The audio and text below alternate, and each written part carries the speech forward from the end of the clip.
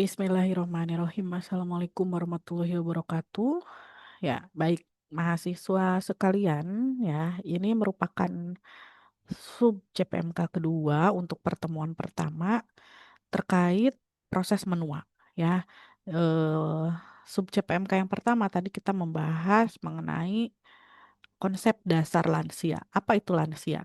Ya, tentunya yang namanya lansia pasti mengalami suatu proses penuaan, ya, proses degeneratif atau proses menua. Dan ini merupakan hal alamiah, ya, proses alamiah yang akan terjadi pada setiap lansia.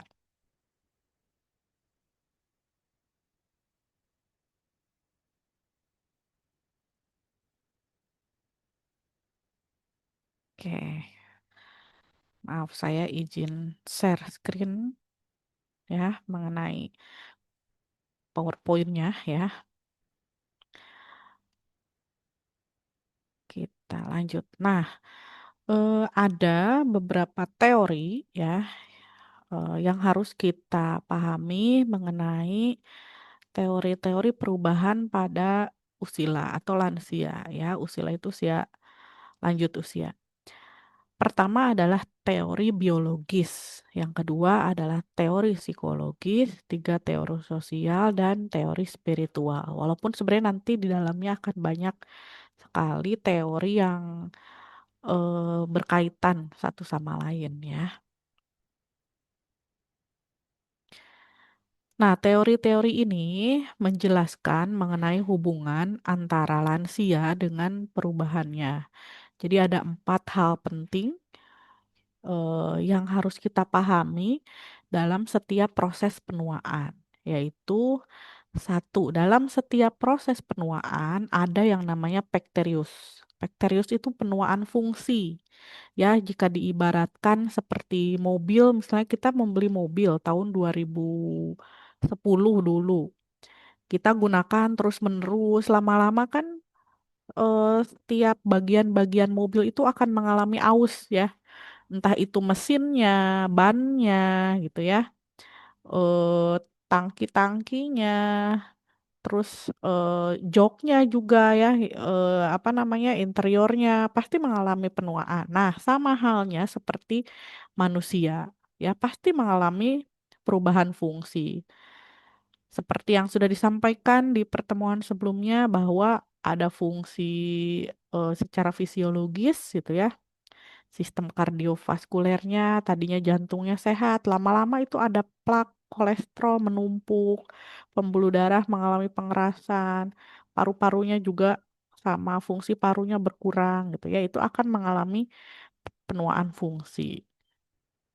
Yang kedua yang harus kita pahami adalah eh, sifat penurunan fungsi ini progresif. Progresif itu artinya terjadi menumpuk ya dari dulu sampai sekarang itu terjadi sedikit demi sedikit, lama-lama itu dampaknya akan terasa di saat sudah lanjut usia. Ya, jadi ini tidak akan terjadi tiba-tiba gitu. Seperti penyakit hipertensi ya itu bisa jadi karena proses penuaan, atau penyakit stroke itu karena dari masa mudanya menumpuk kebiasaan yang kurang bagus sehingga bisa terjadi stroke pada usia lansia.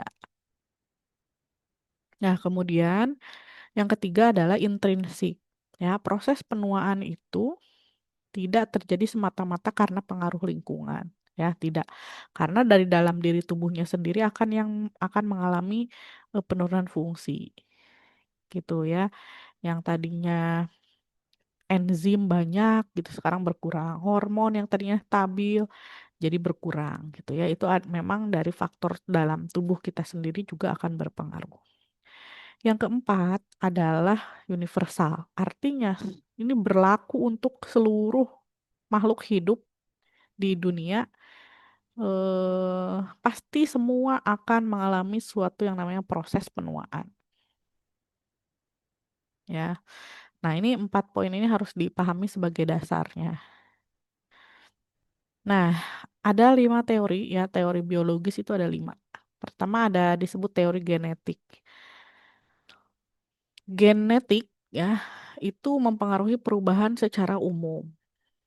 Ya, sel itu katanya hanya bisa membelah 50 kali. Setelah itu fungsinya akan mengalami penurunan. Ya, misalnya ada anak meninggal sebelum umur 50 tahun. Harapan hidupnya lebih pendek 20 tahun dibanding dengan anak yang meninggal di atas usia 50 tahun gitu ya. Ini secara genetik. Jadi secara genetik sel itu akan mengalami penurunan fungsi. Jadi kalau misalnya kulit itu sudah berganti sel lebih dari 50 kali, fungsinya pasti berkurang ya. Elastisitasnya berkurang, terus kemampuan dari reseptor di kulit juga berkurang gitu ya, tidak seperti awalnya. Lalu ada juga teori wear and tear, dipakai dan rusak. Ya, setiap individu pasti akan mengalami proses penuaan dan kematian karena jaringan-jaringan di tubuh itu tidak selamanya memperbaiki diri. Apalagi ada faktor-faktor yang mempengaruhinya, ya, stres, merokok, diet yang buruk, ini pasti akan mempercepat proses penuaan. Postulat Weismann menyatakan bahwa kematian itu terjadi karena jaringan yang rusak dan dia tidak bisa memperbarui lagi dirinya. Nah, teori ini didukung oleh tanda mikroskopik ya pada wear and tear ini sel jaringan skeletal striated, ya kerapuhan, otot, ya otot jantung, semua sel saraf gitu ya. Ini sudah dibuktikan secara mikroskopik. Jadi kalau misalnya sel pada jantung harusnya berganti dengan sel baru gitu ya. Ini mungkin bisa berganti tetapi tidak akan sama fungsinya seperti sebelumnya, atau malah tidak bisa berganti sama sekali gitu ya. Misalnya kalau misalnya seseorang terkena penyakit lalu menyebabkan kerusakan sel, maka penyembuhannya tidak akan lagi sempurna karena sel tersebut tidak bisa memperbaiki dengan sempurna. Ya, contoh yang lebih dilihat gitu kita, eee, sering mendengar yang namanya, apa namanya, jaringan kalau misalnya kita luka nih, luka misalnya jatuh, lalu habis luka diobatin gitu ya, udah kering, si lukanya itu kelihatan gitu. Nggak harusnya selnya seperti kulit lagi gitu, ini enggak. Jadi berbeda dengan sel sekitarnya, kita sebut sebagai jaringan parut. Nah, itu contohnya. Jadi si sel kulit itu tidak bisa lagi kembali ke fungsi sempurna, memperbaiki dirinya tidak seperti semula lagi. Nah, itu sebenarnya udah ciri-ciri bahwa, oh manusia itu terbatas. Ketika sel rusak berganti itu tidak selamanya berganti menjadi seperti, sel yang bagus lagi, gitu. Bisa jadi selnya malah tidak berfungsi, ya. Nah, itu adalah contoh teori wear and tear. Lalu ada teori imunitas. Di teori imunitas itu dibahas bahwa proses penuaan itu berhubungan dengan penurunan fungsi sistem imun. Ya, ini akan meningkatkan respon autoimun tubuh sehingga lebih rentan terhadap penyakit. Teori autoimun menerangkan bahwa lansia itu sering mengalami alergi terhadap makanan dan benda asing, misalnya debu, rumput, di mana kalau sebelumnya mereka, maaf, oke, kita lanjut ya. Di mana kalau sebelumnya itu mereka ya nggak apa-apa gitu ya, kena debu, eee, atau asap biasa aja, tapi lama-lama mengalami, apa namanya, alergi gitu. Makanya sering beranjaknya usia, banyak yang mengalami penyakit autoimun ya, misalnya lupus, rheumatoid arthritis. Nah, rheumatoid arthritis itu ya karena tadi salah satunya faktor penuaan juga ya. Contohnya, orang tua itu akan lebih rentan terhadap penyakit kanker, infeksi rematik, dan proses penyembuhannya lebih lama. Ya, karena secara imun makin tua akan semakin, berkurang kemampuan perlindungan tubuhnya. Kemudian ada teori linkage, ya. Teori linkage ini adalah keterkaitan molekul yang berasal dari reaksi kimia. Sesuai peningkatan umurnya, mekanisme pertahanan tubuh atau imun itu akan semakin menurun, sehingga perbaikan kerusakan itu tidak bisa terjadi. Nah, bila ini terus berlanjut, maka akan menyebabkan mutasi sel, ya, ketidakmampuan mengeliminasi sampah dan transport ion, serta susunan protein kulit menjadi tidak elastis dan efektif gitu ya. Ini berkaitan ya. Nah, pada orang tua biasanya ini sering terjadi kegagalan organ seperti gagal ginjal, gagal gagal jantung gitu ya karena tidak bisa melakukan perbaikan terhadap kerusakan yang terjadi. Ya, dia fungsinya sudah tidak bisa. Nah, kemudian ada juga teori radikal bebas. Radikal bebas kita tahu ya, sering mendengar.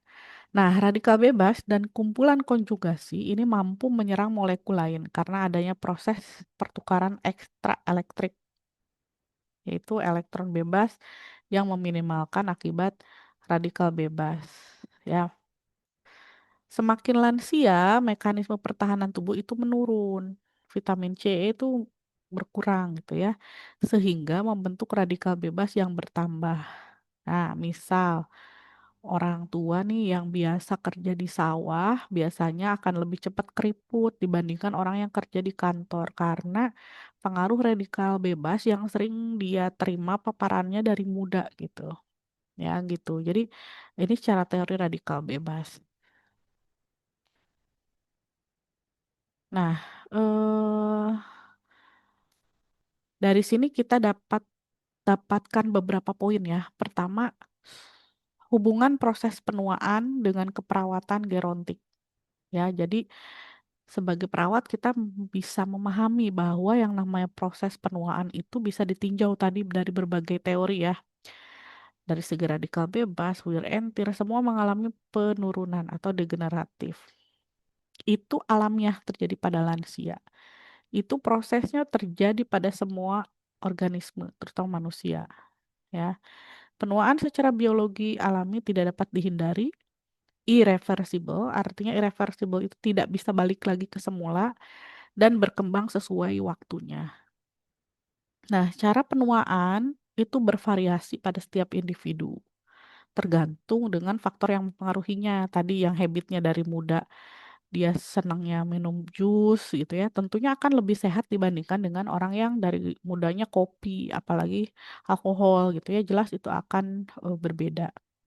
Kecepatan penuaan juga beda-beda ya, tergantung bagaimana perawatan orang tersebut dari masa mudanya.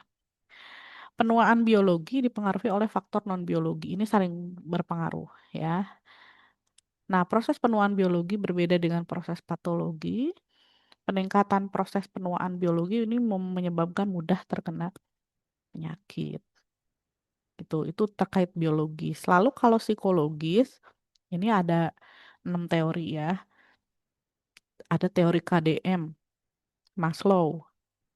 Kita sering dengar ya bahwa ada tingkatan kebutuhan Maslow ya, fisiologis, keamanan, keselamatan, cinta memiliki, harga diri, dan aktualisasi diri ya.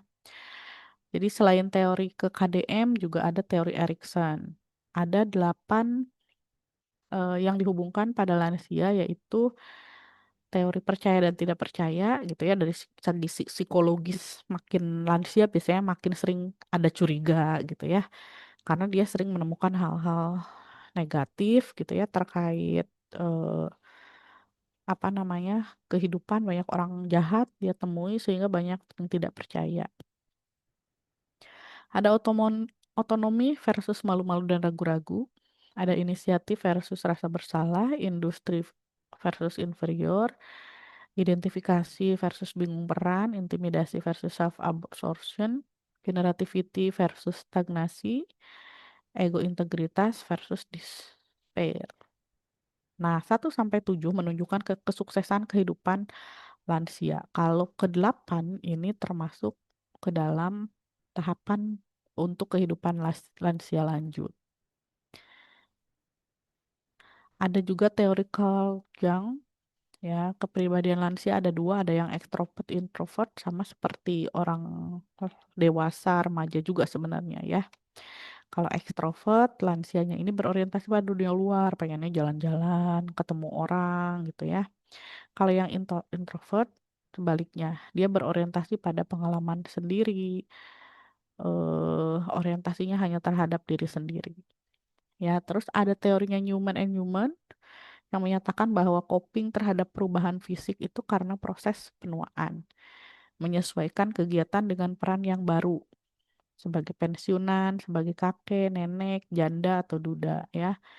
Kalau teori Newman and Newman bahwa dia itu harus bisa menerima hidup apa adanya, mengembangkan sudut pandang terhadap kematian, gitu ya. Ini sering digunakan eh, ketika melakukan riset-riset terkait lansia.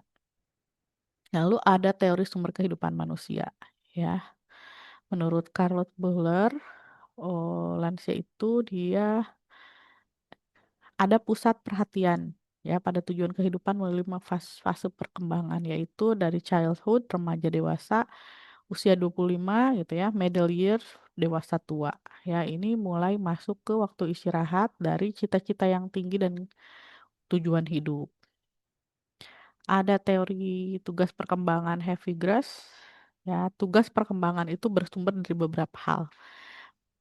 Mulai dari kematangan fisik, lalu pengharapan lingkungan terhadap budaya, dan nilai individual dan aspirasi. Nah, tugas perkembangan lansia itu ada 6 ya. Satu, dia harus bisa mengurus kekuatan fisik dan kesehatan yang menurun. Kedua, mengurus pensiun dan pendapatan yang berkurang. Ketiga, bersiap terhadap kematian salah satu pasangan.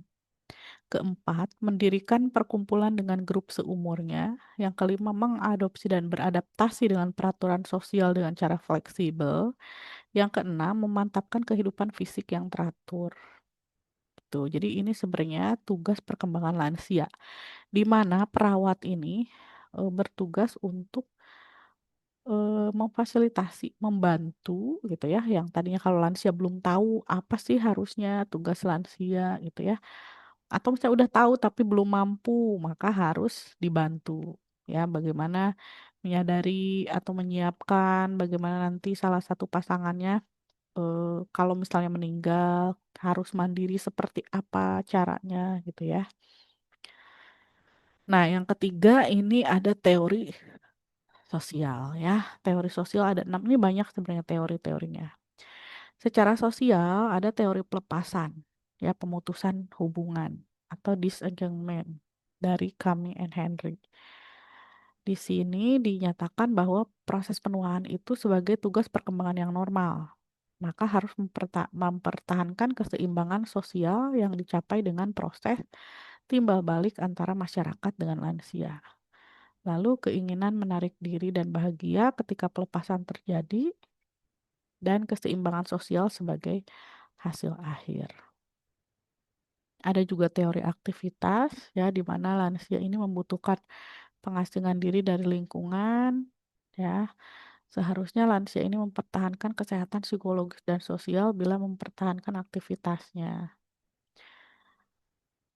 Ada lagi teori stratifikasi umur ya. Stratifikasi itu asal katanya dari strata atau tingkatan.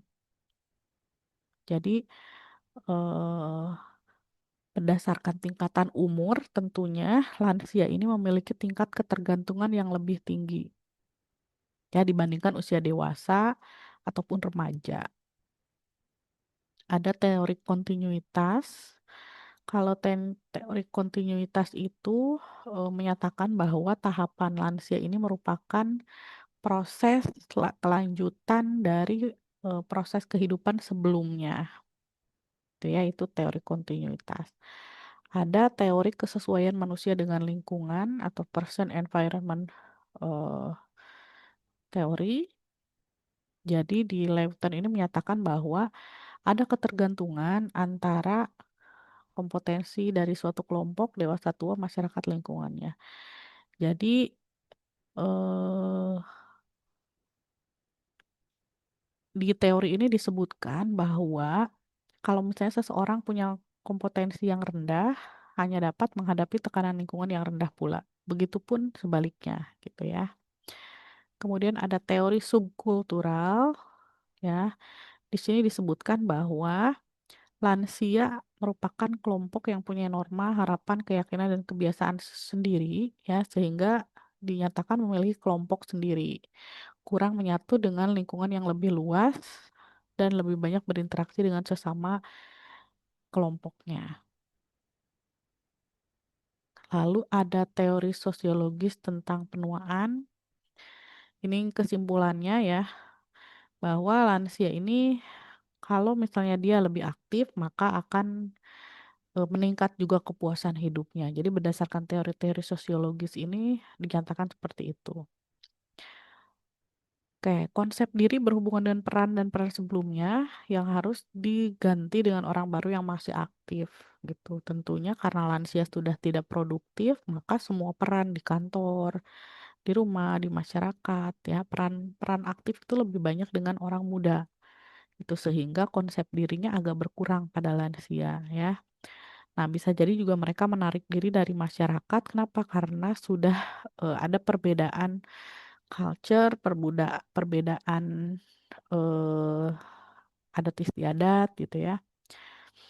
Kemudian ada faktor kontinuitas juga, ada stratifikasi tadi ya,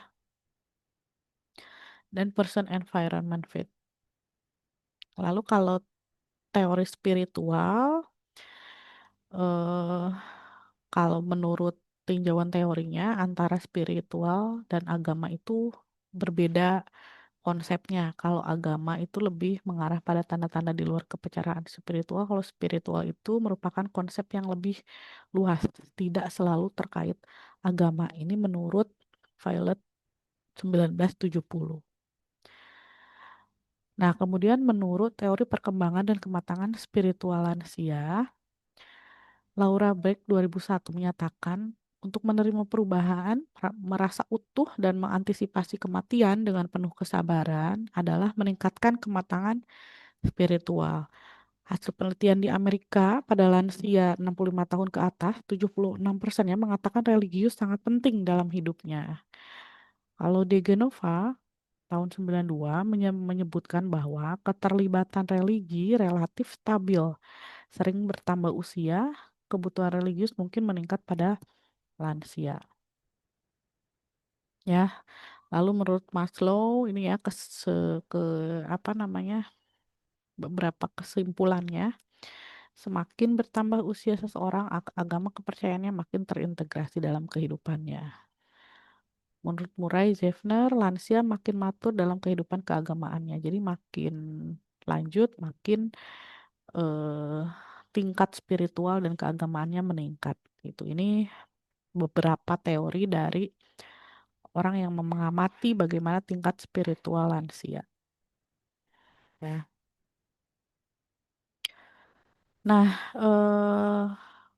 kepercayaan seseorang dalam 5 tahap gitu ya. Ini ada intuitif, projektif, mitos, literal, sintetik, konvensional, individual, reflektif, dan konjungtif. Nanti ini silahkan dipelajari sendiri ya mengenai teori-teori spiritual. Ada juga teori spiritual distress ya yang menyatakan bahwa lansia mempunyai risiko tinggi mengalami spiritual distress karena secara statistik dekat dengan kematian. Ya, faktor-faktor yang dipercaya mempengaruhi spiritual distress diantaranya meningkatnya kesadaran akan proses penuaan, terpisah dari ikatan spiritual dan kultural, dihadapkan pada kondisi dan sistem nilai kepercayaan, moral dan etik, ya, ketidakmampuan fungsi tubuh, nyeri kronik, tidak ada figur, takut terhadap kematian yang tidak teratasi, marah dengan Tuhan. Nah, ini bisa menimbulkan spiritual distress. Nah, kesimpulannya, spiritual ini sangat diperlukan oleh individu yang mengalami proses penuaan dan kematian. Religius ini merupakan simbol-simbol ritual dari luar yang dibutuhkan untuk menuntun individu menuju kematangan spiritual. Seiring bertambahnya usia individu, cenderung meningkatkan kematangan spiritualnya. Lansia di samping kematangan spiritual, dipercaya lebih mudah mengalami spiritual distress karena dekat kematian dan kondisi sakit kronis. Ya, oke. Nah, ini perubahan psikososial pada lansia ya, ada disebut against stereotip ya. Dia mengevaluasi kembali kejadian-kejadian sebelumnya. Ini yang negatif ya, maksudnya perubahan psikologis pada lansia yang negatif. Ya, negative attitude, determined expectation, stereotype and mitos gitu ya, degradasi. Nah, ini yang kedua, masalah psikososialnya itu adalah retirement atau pensiun. Masa pensiun juga ini bisa mempengaruhi psikologis lansia. Lalu widowhood, ya kehilangan orang yang biasa membantu, kehilangan teman curhat, kehilangan pasangan, merasa kosong, sedih, sendiri, ya ini yang dialami oleh lansia. Lalu chronic illness, ya penyakit kronis yang mengakibatkan kehilangan fungsi, penurunan sensorik, ya efek obat, ketergantungan yang tinggi, kehilangan kemampuan untuk melakukan sesuatu, ya kematian teman, relocation from family homestead, jadi kehilangan tempat, ya dia dititipkan ke panti jompo dan lain sebagainya. Nah, ini adalah masalah-masalah yang bisa dialami oleh lansia. Sesuai dengan teori tadi ya, teori-teori perubahan psikologis.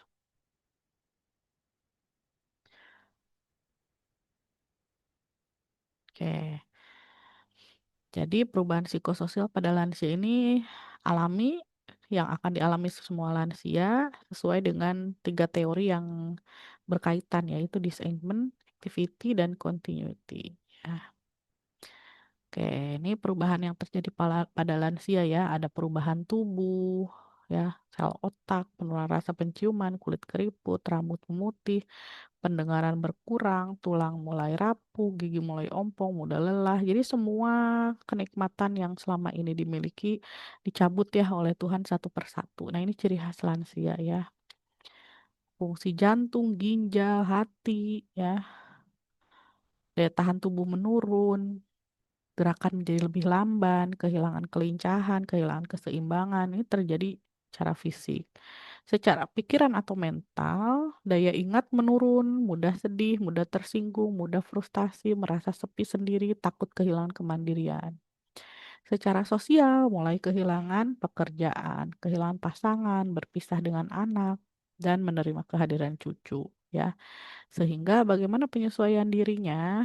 Nah, kalau secara fisik maka harus perawatan diri, ya diantaranya senam, pemeriksaan rutin, ikuti kegiatan yang masih mampu, obat dikonsumsi teratur, makan bergizi, minum 8 gelas sehari, gitu ya. Kalau mental bagaimana? Harus mengenal masalah, ya, harus yakin dalam memandang masalah, menerima bahwa penuaan itu adalah alami, juga bisa memberi nasihat dan pandangan karena tentunya kalau lansia pengalamannya jauh lebih banyak, beribadah secara teratur, terlibat dalam keadaan sosial dan keagamaan, sabar, tawakal, pertahankan kehidupan seksual bila masih memungkinkan ya. Lalu sosialnya bagaimana? Ya, tetap punya pandangan wawasan, saling kunjung mengunjungi, lakukan rekreasi ya, menyesuaikan diri terhadap pensiun gitu. Itu yang harus dilakukan ya.